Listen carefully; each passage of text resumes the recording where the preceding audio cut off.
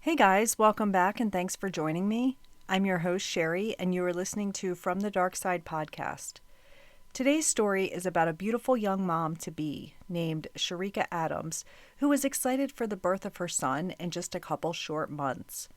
But all of that goes out the window when Cherica's life is tragically taken. My sources are listed in the description area, and this podcast is for entertainment purposes only. This is episode 69. The murder of Cherica Adams. The year is 1999. I am graduating from high school, by the way. SpongeBob is making his premiere on television. Destiny's Child, Britney Spears, and the Backstreet Boys are on the airwaves. Everyone is preparing for the big Y2K event that is supposedly going to happen on New Year's Eve. God, I remember that. DVDs players were starting to phase out VCR players. The Sixth Sense, American Pie, and The Blair Witch Project were playing in movie theaters.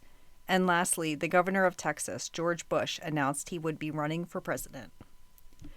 Cherica Adams, who is from North Carolina, was one of those females that had this natural beauty and charisma. She could pull off any look and had this gorgeous smile. She turned heads almost everywhere she went. But she wasn't just pretty looks. Cherica was building a good future for herself. Cherica was raised by her mom, Sandra. I've read a lot about Sandra, and I just love this woman. She is truly a wonderful person. Her mom taught her to be independent and go after what she wanted. See, when Cherica was born, her mom was only 17. Sandra's parents told her that she still had to go to college. So Sandra let Cherica live with her parents for a few years while she finished school. She visited Cherica every weekend, and once she graduated college, she came back for Cherica, and the two left and got a house, and Sandra would finish raising her daughter. Now she has a college degree and could provide a good life for Cherica. Cherica attended 3 years of college at Winston-Salem State University, where she studied communications. Then she transferred to the University of North Carolina, where her mom had went to college and gotten her degree in psychology. Cherica's cousin is a real estate agent and tells Cherica, "You would be good at doing this." So Cherica decides to pursue a career in real estate. She worked at a real estate company and did really well for herself at 24 years old. She's selling houses left and right. She decided that she wanted some extra income, though, and she took on a second job as an exotic dancer at the Diamond Club while still having her career in real estate. Having two jobs afforded Cherica a nice lifestyle, and she bought 2 cars and nice clothes. The Diamond Club was known to be frequented by athletes and musicians. It was an upscale strip club with lots of money rolling in. There's another party involved in this story, a man by the name of Rae Carruth. Rae is a year older than Cherica. Rae played college football before getting a first-round pick during the 1997 NFL Draft. He would play on the Carolina Panthers. He received $4 million for his 4-year contract, so about $1 million a year. He had a really good first season, but in 1998, he broke his foot during the opening game and had to sit out the rest of the season. Now, Rae has a child, a little boy named Rae Jr., and he and the mom were not together. He had to pay the mom a few $1,000s a month for child support. So, this story takes place in Charlotte, North Carolina. It's 1998, it's summertime, and Cherica is at a pool party, and there's some Carolina Panthers players there that day, including Rae. Rae and Cherica hit it off, and Cherica actually introduces him to her father that same day. They kept in touch after the party, but they were both seeing other people at this time. Later on that year, It's wintertime, and Rae and some teammates go to the Diamond Club for a birthday party. Inside, Rae sees Cherica working. They begin talking again, and this kind of rekindled the relationship. Now, Rae says their relationship was solely sexual, nothing more. They could see other people and so on. Rae had bought Cherica a cell phone. And back in 1998, a cell phone was very expensive. I think I knew maybe one person with a cell phone back then. They aren't what they are today. So back in 1998, a cell phone's estimated cost is around $1,000, which is equivalent to $1,800 today in 2023. Also, the only thing you could do was talk on it. No internet, no texting, no checking the weather. It also didn't even have a color screen. You could just make phone calls, but that's what we had back then. Not long after this cell phone was given to her, Cherica tells Rae that she is pregnant. She took 8 pregnancy tests to confirm it. She quits her job at the Diamond Club. She was excited and thought this would be the opportunity to marry Rae and settle down and own a house together and so on. But Rae tells her he's not interested in having another kid. He's already got one that he pays child support for.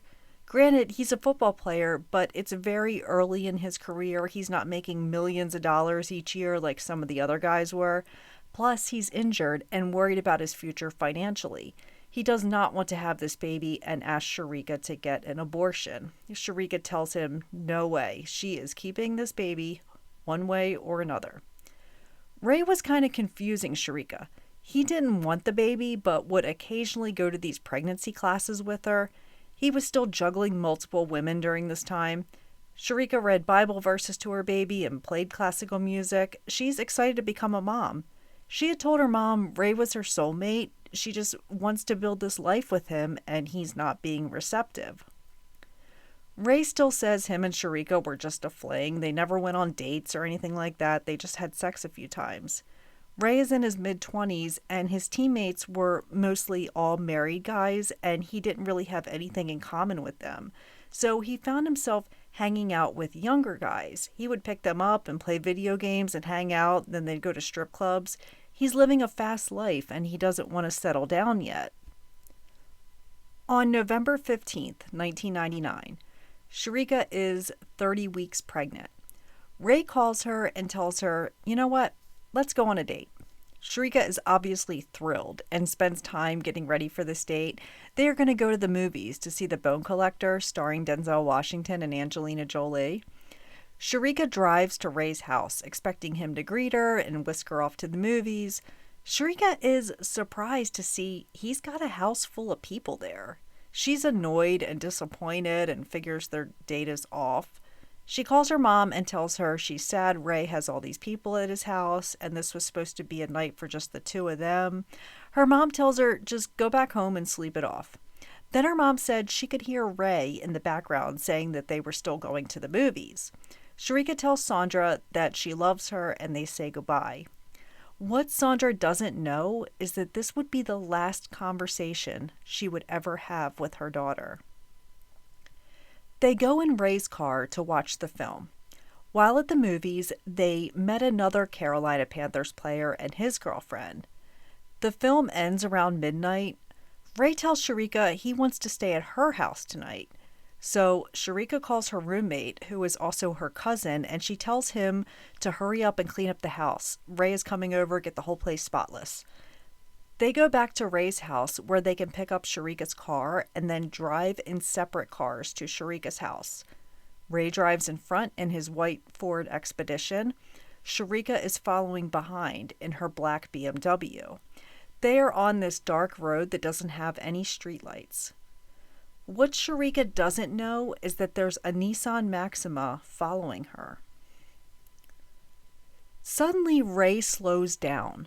Cherica finds this odd. Why is he stopping his car on this dark road? Cherica stops behind him. When suddenly the Nissan Maxima that had been following behind her pulls up beside her, the back window opens and the person begins shooting into her vehicle. Cherica was struck 4 times, once in the neck and 3 times in the back. Rae, who was in his car in front of her, sees this happen and drives away. Cherica is still alive and manages to drive herself to a nearby residential neighborhood. Can you imagine? Her car comes to a stop in the person's front yard. She is blowing the horn, hoping the homeowner will come outside. She is bleeding out really bad. She manages to grab her cell phone and calls 911. She tells the operator that she's been shot multiple times. She says she's 8 months pregnant. She explains that she was following her baby's father and he took off after she had been shot. She names the man as Rae Carruth, the football player. Did he do this? The operator asks. She says, I think he did it. I just don't know what to think.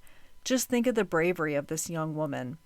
Cherica waited for 12 minutes alone, dying and scared for herself and her baby. She's feeling betrayed by this man she thought cared for her and her unborn baby and wanted to work things out with her. She's bleeding everywhere and in severe pain with 4 gunshot wounds. The ambulance and police arrive and she is quickly taken to the hospital. When she arrived at the hospital, they had to do an emergency C-section. This baby is going to be born 10 weeks early. The baby is breathing but had suffered without oxygen for an unknown amount of time. He was only 3 pounds, 11 ounces. He was then rushed to the pediatric intensive care unit. At this point, they don't even know what health complications he's going to have or if he's even going to make it at all. They're most worried about keeping him alive. Sandra has been informed that her daughter has been shot, and she comes straight to the hospital. She tells Cherica's dad, who is on his way as well. Sandra isn't allowed to visit her daughter or newborn grandson just yet, though. Sandra calls Rae because she thinks maybe he doesn't even know about this. As far as Sandra knew, Rae could have went back home after the movie. Rae eventually will arrive at the hospital. He's got this whole entourage of people with him, including another woman that he was seeing. Sandra is obviously annoyed, but would become even more upset that Rae didn't bother to ask how Cherica or his newborn son were. He doesn't really care, and it's quite obvious. Eventually, Sandra confronts Rae about his lack of giving a shit. Rae then asks if he can take a picture of the baby. He doesn't want to touch him or anything through the incubator. He just wants to get a photo of him. Sandra begins to put things together in her mind and believes Rae could have been capable of doing this. Even though it seems far-fetched, who would want to kill a woman, let alone a woman pregnant with his child? The baby was named Chancellor Lee, a name that Cherica had picked out and told her mom weeks before. Cherica is in terrible condition. She's had emergency surgery to remove the bullets. She had the emergency C-section. She's on heavy pain medication and slipping in and out of consciousness. Some detectives come in to talk to her. She has a tube down her throat, so she can't talk, but she motions for them to give her something to write with. She writes down everything that happened. She doesn't use Ray's name. She just uses him. They ask her who him is, and she writes Rae. Her mom is sitting there with them and asks, do you think Rae is responsible for this? And Cherica writes a question mark. The doctors come walking in and ask them to wrap this up since Cherica needed to rest. The detectives say they'll come back in a few days and interview her again, but that day won't come because Cherica has slipped into a coma.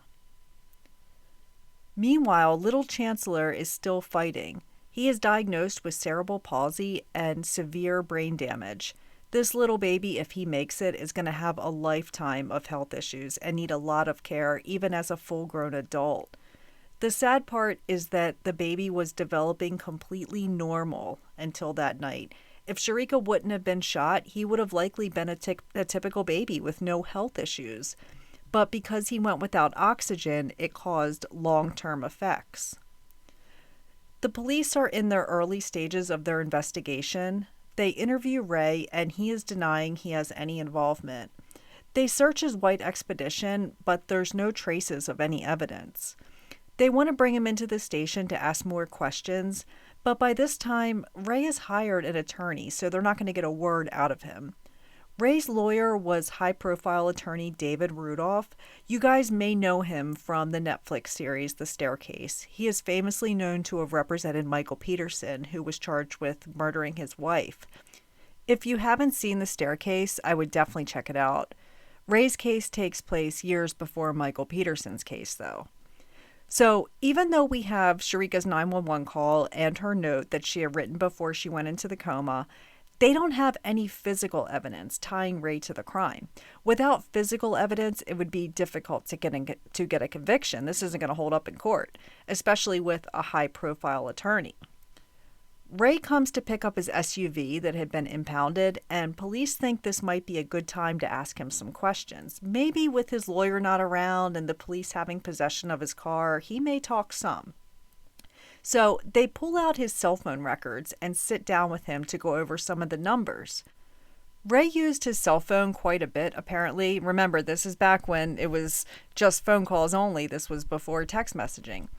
He started telling them whose number is whose, but they noticed he kept skipping over one particular number. Every time they got to it, he would skip over it. Well, that's enough to make investigators definitely want to check out this number. The number belonged to a motel room, but there wasn't an actual room connected to the number, so they can't get exactly who he was speaking with.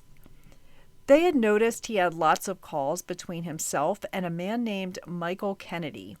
The police bring Michael Kennedy in, and at first he denies being involved, and then he starts telling them everything. He said he met Rae a few years ago, and they stayed in touch because Michael was a drug dealer.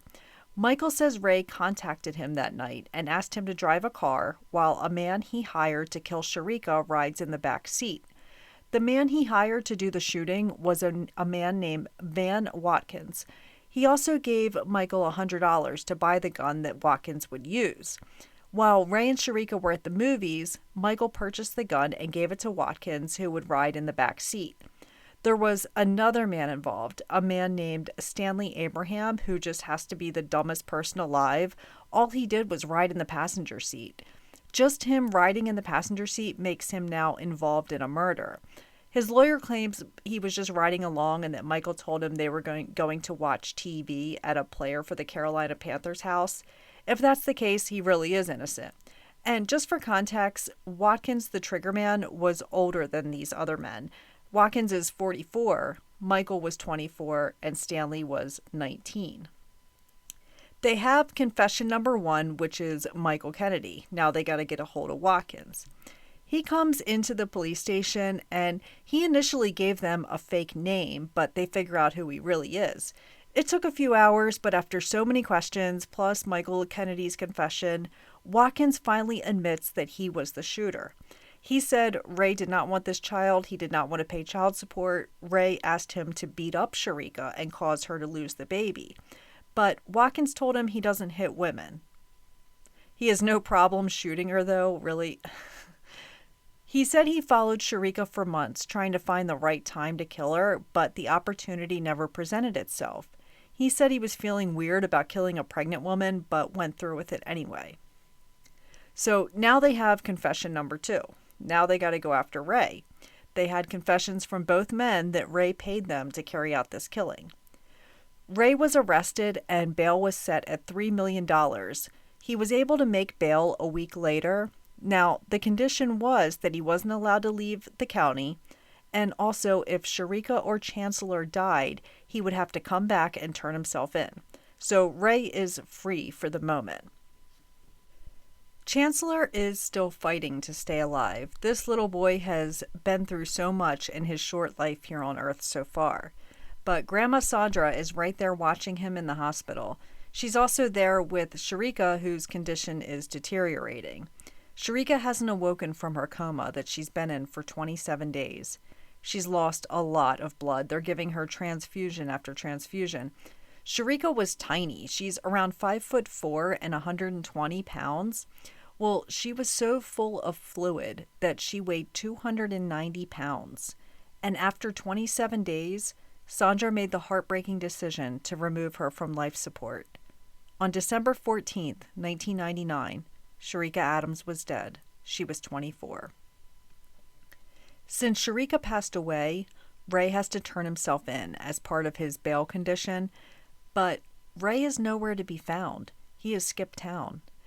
Police eventually locate him. He had been traveling with a woman. All I know about this woman is that she is a hairdresser. According to the Charlotte Observer, It was Rae's mother who had tipped off police. She was afraid that if he's on the run, he would be shot by police. The police find the woman who is accompanying Rae in Tennessee, but they don't see Rae. She says that she drove Rae here. She is at a hotel, and she allows the police to search her room, and they don't find him. She says, well, he may be in the area, though. So they look outside at her Toyota Camry sitting in the parking lot, and they see her motioning with her eyes to the car keys sitting on the bed. One of the officers says to her, he's in the trunk, isn't he? She whispers, don't tell him I told you. The officer goes over to the trunk with FBI agents accompanying him. The female yells to the trunk, Rae, they know you're in there. They're not going to hurt you. They ask him if he had any weapons, and they open the trunk just a few inches, yelling for him to show his hands, which he complies by putting both hands through the open gap of the trunk. The FBI agents open the trunk the rest of the way and tell him to stand up in the trunk. His pants are around his knees. They find 2 sports bottles. One was full of urine. They found candy bar wrappers, a cell phone, and $3,900 in cash. He is brought back to North Carolina and taken to jail. It was at this time the NFL has suspended him indefinitely. The woman who had taken Rae to Tennessee was not charged with any crime. The 4 men are going to go on trial in 2000 for Cherica's murder. This whole trial was televised live on court TV, and there was a media circus. It wasn't like the O.J. Simpson trial, but anytime a football player or someone famous is involved, it just seems to draw out a lot of people. So if convicted, all of them are capable of facing the death penalty. North Carolina is a death penalty state. Rae's defense claims that Watkins shot Cherica in anger because Rae owed them for drugs. They said they pulled up next to Cherica and asked her where Rae was. She gave them the finger, and then Watkins shot her. Rae's lawyers also made it clear that Rae was juggling multiple women at this time. He would sleep with any woman who approached him. He had a girlfriend in Colorado, he had a girlfriend in Atlanta, and another girlfriend in Charlotte who was floored when she found out Rae had impregnated this other woman. She said she saw Rae 3 times a week. How did he even have time? One of the prosecution witnesses was an ex-girlfriend of Rae's who said Rae once found out she was pregnant and told her to get an abortion. She said no, and he threatened to kill her. So she went through with the abortion because she was afraid of him. The trial lasted 11 weeks, and more than 70 witnesses were called to testify. This jury didn't believe that this was a drug deal that just went awry. The jury believed that Rae hired these men to kill Cherica because he didn't want to pay another $3,000 a month in child support. Stanley Abraham, the 19-year-old who was in the passenger seat of the car, was sentenced to 90 days in jail and 5 years probation. His lawyers have said that yes, their client was in the car, but insist that he played no active role in the shooting. He was just a passenger on what he thought was a ride to a famous football player's house to watch TV. Coupled with the fact that he had never been in trouble before, he got off pretty easy. Unlike Stanley, Michael Kennedy and Van Watkins have extensive criminal histories. Michael Kennedy, who was the driver of the car and the man who purchased the gun, was sentenced to 10 years in prison for his role. He was released in 2011. Van Watkins, who was the one who pulled the trigger and shot Cherica, was very emotional and dramatic during the trial. Several times he stood up and shouted at Rae, "Are you happy now?" He also looked at Sandra and said, "Mrs. Adams, I'm very sorry for what I did, and I'll be paying for it in heaven." He was sentenced to 40 years in prison and will be 85 when he is released. According to Julie Miller for Gridiron Heroics, Watkins, when he gets commissary money from family or friends, whether it's $5 or $10 or whatever, he just takes it and he sends it in the mail to Sandra. He is set to be released in 2040. Rae Carruth was found guilty of conspiracy to commit murder, shooting into an occupied vehicle and using an instrument to destroy an unborn child. He was found not guilty of first-degree murder, which excluded him from execution. He was sentenced to 18 to 24 years in prison. While in prison, Rae sent Sandra a 15-page letter. In the letter, he apologized to her for Cherica's death and for all the health complications Chancellor has faced throughout his life. He also apologized for all the damage that he caused her family. Sandra did file a wrongful death suit against all the men, and she won. She was awarded $5.8 million, but since all of them are in prison, she won't see any of it. Baby Chancellor was raised by his grandmother Sandra. He has a lifetime of health complications from the shooting while in his mother's stomach. She takes him every week to physical and occupational therapy. This woman is truly amazing and the best caretaker and grandmother he could ever have. She has devoted her life to caring for Chancellor. As I said before, Chancellor was developing fine and would have been born without health complications, but because his brain went without oxygen, he developed cerebral palsy and brain damage. Chancellor learned to walk with braces and use a walker. He walked on his own for the first time at the age of 16. In 2021, Chancellor Adams graduated high school. His teacher helped him walk across the stage, and he received a standing ovation. He was even on the national news. He was a victim of gun violence when he wasn't even born yet. Chancellor is known to be extremely happy and polite. He uses 1 to 2 word sentences. He loves horses, especially the ones at his therapeutic program. Also, his favorite color is purple, and his favorite word to say is "yeah" with a big smile. When speaking about his graduation, Sandra says, "I just know my daughter was in heaven dancing and doing cartwheels, knowing her baby graduated, even with all the odds against him in life." Sandra is now a motivational speaker and often speaks of the power of forgiveness. She forgives all 4 of these men. According to an article by Scott Fowler for the Charlotte Observer, she speaks to inmates at the jail during their anger management classes. Sandra describes a moment not long after Cherica had passed, and I've had similar things happen, and I think it's important to bring up so we can all share her pain. She says she was walking through the grocery store and saw Cherica's favorite cereal, Sugar Smacks. She went to reach for the box and broke down in tears as she realized she wasn't here to eat them. She said shoppers were coming up to her and asking her if she was okay and needed help. She stood in the aisle, hugging the box of cereal for a while. She called a friend, and that friend was able to help calm her down and convinced her to stop hugging the cereal and instead put it in her cart. Sandra said she bought the box of cereal because it was covered in her tears and she didn't want to put it back on the shelf. When talking about forgiveness, Sandra says, "I refused to let them put me in a prison. I felt like I had already been dealt a life sentence. On one hospital floor, my daughter was fighting for her life. And on another, the only grandchild that I would ever have is fighting for his life. So I thought, I've got a choice. I could be bitter or I could get better. And so I decided to get better. Forgiveness doesn't mean that we're going to be buddies. Forgiveness to me means that I am no longer going to hold you hostage to the act that you committed. Because no matter how much time he serves in jail, it's not bringing Cherica back. So when he gets out, my prayer is that he will change his life and move on and do something positive and productive."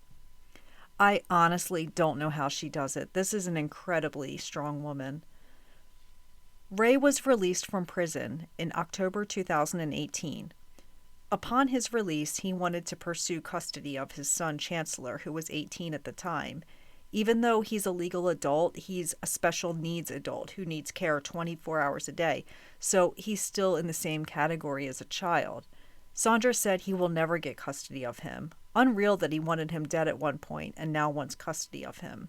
He eventually withdrew his request. 1 week after Rae is released from prison, the Carolina Panthers decide they're going to do something good for 18-year-old Chancellor and his grandmom Sandra. The Panthers had stayed mostly quiet until then, which I find strange. They welcomed them into the Panthers community, and even the owner was there. Chancellor was given a football and gloves and lots of hugs from the team. Chancellor is 23 years old today and still with his grandmom, and they are thriving and living their best life. Rae moved to Pennsylvania 1 week after his release. Upon his release from prison, he did send Sandra an undisclosed amount of money. I heard it was $3,000, but I can't confirm that.